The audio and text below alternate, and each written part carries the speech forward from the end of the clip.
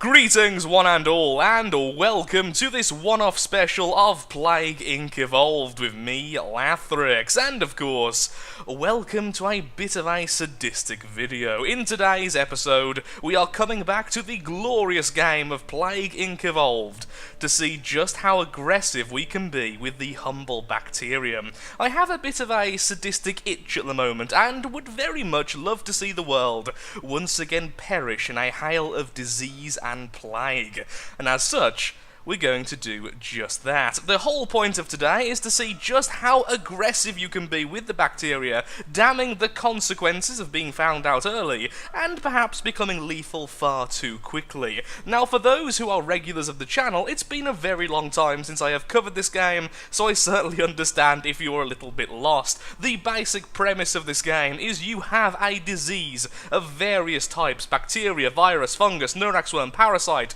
prion, necrovirus, that's right, zombies, nanovirus, bioweapon, and the simian flu, based off the lovely Rising of the Apes.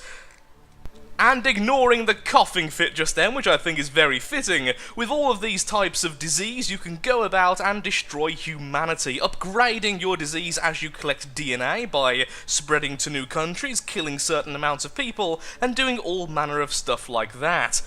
And normally, you have to be a little bit stealthy. In Mega Brutal, like we're going to be playing today, you're normally a little bit less stealthy because being stealthy is too slow and things get expensive over time, but we're going to just be completely unstealthy today. We're just going to be killing people, because that's what this game is about, and that's what I would like to do. For people who are used to Plague Inc. Evolved, I am choosing these genetic codes. The metabolic jump, because it gives you a little bonus at the start, and a massive bonus when you start spreading horribly.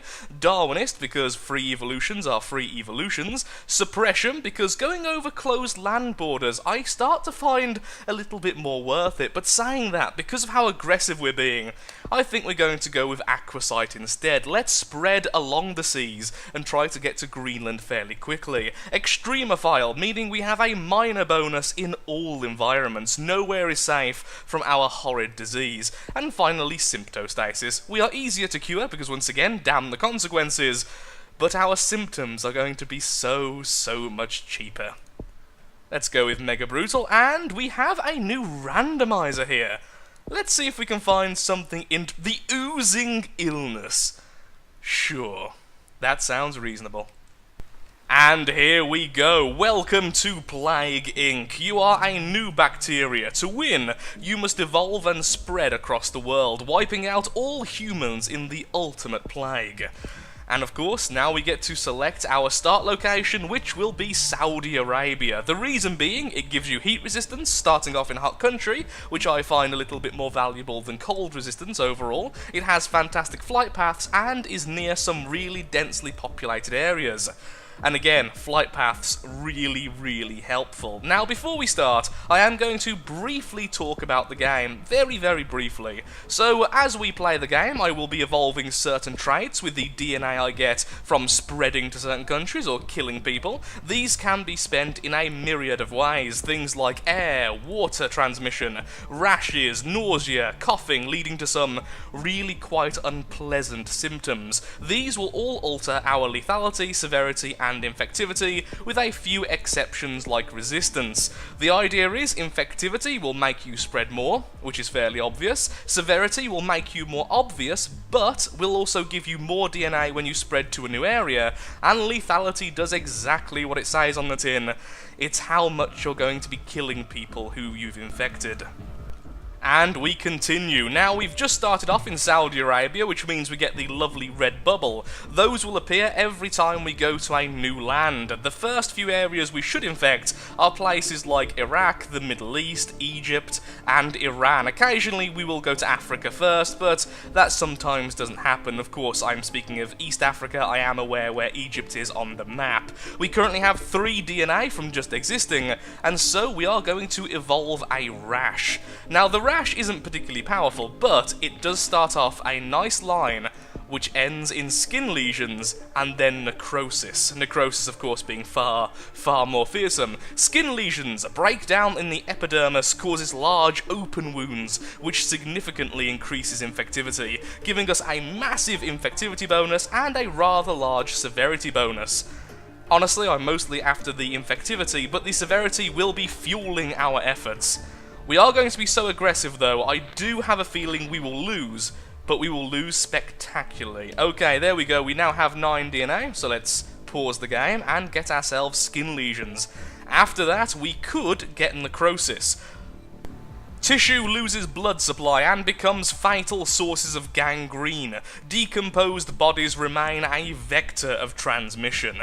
So it kills people, rather effectively in fact. It's remarkably severe and a little bit infectious, but that last little bit is amazing. Even the dead remain infectious, and that does come into play in the game. Normally, the dead simply aren't infectious. If you have necrosis, they are, so a dead population will continue to infect the living. Although they will put in countermeasures against this, it will always help out quite a bit. However, it's a little bit too aggressive. Now I know, we should go full aggression, but I also want to win. I want a chance of winning, so going to this instantly really cripples our chances. So instead, we're going to be a bit more innocent. We are coughing. The poor people infected, which are currently 180 people now, are currently coughing, they have rashes and skin lesions. Oh, and of course they're sweating constantly into their lesions, which I'm sure would sting a little bit. Isn't that glorious? Now, we have almost enough, so next we are going to go with air level 1. The reason being, this will increase the rate of us getting on planes. Currently, we've got on none, because we only have a very small amount of the population infected. The chance of us spreading is fairly minimal. As soon as I say that, we have spread to East Africa, and now we are also getting air level 1, increasing our chance to get on airplanes. I was about to say airships then for some reason, so tripping over words already. The sign of a ill and very aggressive Lathrix. We have spread to Iceland and somewhere else, although I wasn't quite paying attention. Where else have we spread? We are currently in Egypt, Iraq, East Africa, Iceland, and Saudi Arabia. And for free, we just got nausea. So people are now nauseous, and just for the fun of it, people are now vomiting horribly. Whilst being insomniacs. That's always good. Now, do we want to make them paranoid? Likely not, at least not yet. We will, however, make them anemic, and we will also start causing cysts for a tiny little burst in both severity and effectivity, and to set up some things later. The next thing we are going to get is cold resistance, so we can continue to spread in the colder regions of the world, such as Iceland, which we have already infected. Ooh, and we've also just infected Russia. We really need that cold resistance now. Cold 1 and cold 2. Speed up time a little bit here, until we can get drug resistance, and then we are spreading rapidly and fairly effectively. We do want drug resistance 2, however, since we are on Mega Brutal. The idea of drug resistance is that wealthy regions are less and less effective at dealing with our delicious, delicious plague. However, Saudi Arabia has now started work on the cure, and as such, our poor oozing illness will start to be cured soon. Or at least, the cure bar will come up here in the bottom right. If that gets to 100%, we simply lose.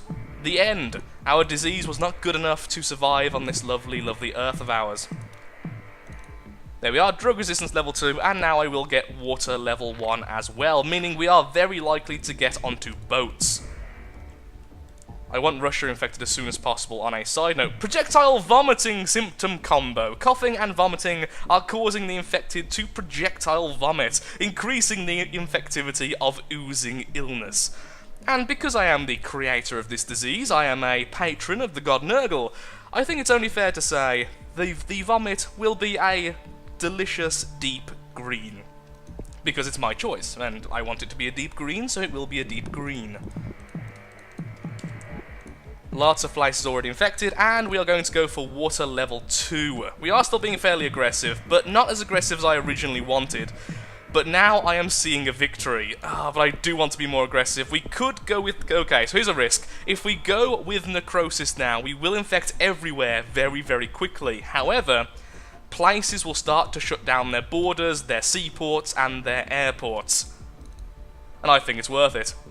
The infected are now going necrotic. Gangrene for everyone. The first death has been recorded in Saudi Arabia. We have now killed 12,000, 24,000, 31,000. The death rate is going up fairly quickly. And we have infected pretty much everywhere except for Madagascar and Greenland.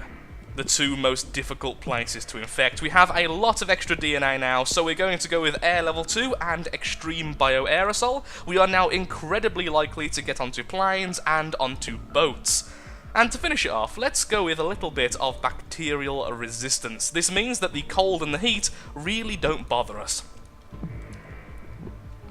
UK is leading the cure effort. Well done. Come on, we just need one boat to go to Greenland, and we are not completely ruined. Perfect! Thank you very much, Norway. Norway, the vector of disease. Truly a patron to Nurgle, the god of all things foul. I'm very, very happy with that. So everywhere is currently getting infected, and because of that, let's just pause the game for a second. Every country has at least one infected person, and so we can end their miserable existence with a little bit of mercy. Immune suppression. Total organ failure. Coma. Pretty much death. Yeah, the lethality is now extremely high. People who are infected are losing consciousness, which means we are much harder to cure. And because we have necrosis, everyone who dies is still infectious. And there are now a lot of dead people, as you can see by the bar at the bottom. We now have a lot of DNA, and as such, we are going to get genetic reshuffle 1, 2, and 3. The pathogen DNA strands reassembled. More work needed to develop a cure.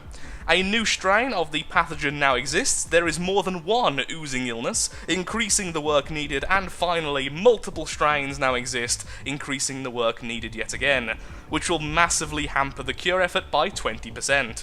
Turkey is now in anarchy, the world is dying rapidly, and there's very little they can do about it. Genetic hardening 1 and 2 we could have got earlier if we were being a bit smarter, and perhaps if I'd played the game more recently. It simply slows down the cure effort, and there is not a single person left who is alive. And as a final insult, we have this. A massive increase in lethality. Severe loss of blood volume causes oxygen deprivation, loss of consciousness, and death.